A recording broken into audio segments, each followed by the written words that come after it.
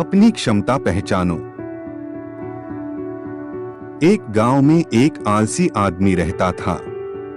वह कुछ काम धाम नहीं करता था, बस दिन भर निठल्ला बैठकर सोचता रहता था कि किसी तरह कुछ खाने को मिल जाए। एक दिन वह यूं ही घूमते घूमते आम के एक बाग में पहुंच गया। वहां रसीले आमों से लदे कई पेड़ थे। रसीले आम देख उसके मुंह में पानी आ गया और आम तोड़ने वह एक पेड़ पर चढ़ गया। लेकिन जैसे ही वह पेड़ पर चढ़ा, बाग का मालिक वहां आ पहुंचा।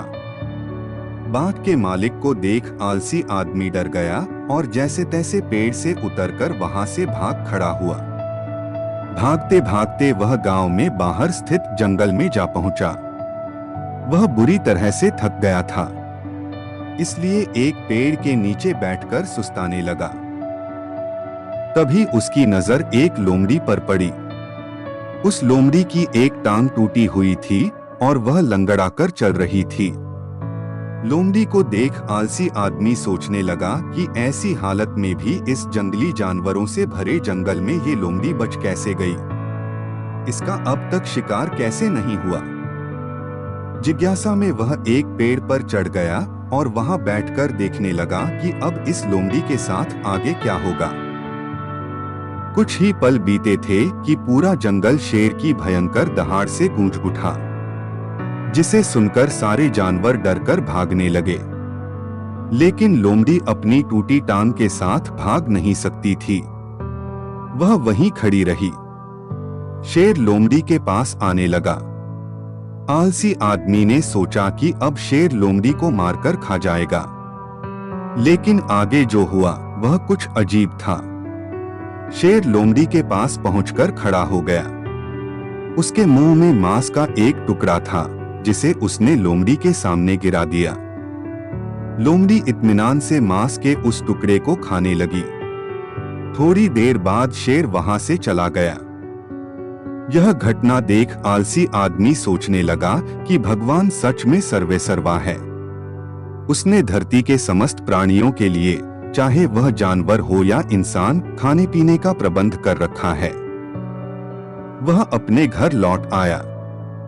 घर आकर वह 2 से 3 दिन तक बिस्तर पर लेटकर प्रतीक्षा करने लगा कि जैसे भगवान ने शेर के द्वारा लोमड़ी के लिए भोजन भिजवाया था, वैसे ही उसके लिए भी कोई न कोई खाने पीने का सामान ले आएगा। लेकिन ऐसा कुछ नहीं हुआ। भूख से उसकी हालात खराब होने लगी। आखिरकार उसे घर से बाहर निकलना ही पड़ा। घर के बाहर उसे एक पेड़ के नीचे बैठे हुए बाबा दिखाई पड़े।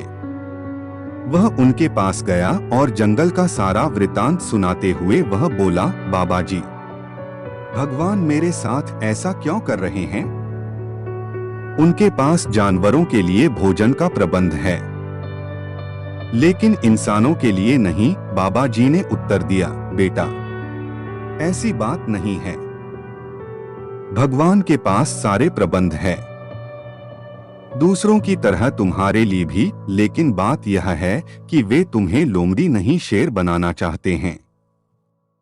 सीख, हम सबके भीतर क्षमताओं का असीम भंडार है, बस अपनी अज्ञानतावश हम उन्हें पहचान नहीं पाते और स्वयं को कमतर समझकर दूसरों की सहायता की प्रतीक्षा करते रहते हैं। स्वयं की क्षमता पहचानिए, दूसरों की सहायता की प्रतीक्षा मत करिए। इतने सक्षम बनिए कि आप दूसरों की सहायता कर सकें। तो दोस्तों, आपको ये स्टोरी कैसी लगी ये हमें कमेंट जरूर कीजिए और अपने फ्रेंड को शेयर कीजिए। ऐसे ही मोटिवेशनल स्टोरी सुनने के लिए हमारी चैनल को सब्सक्राइब कीजिए। आपका बहुमूल्य समय देने के लिए दिल से धन्यवाद।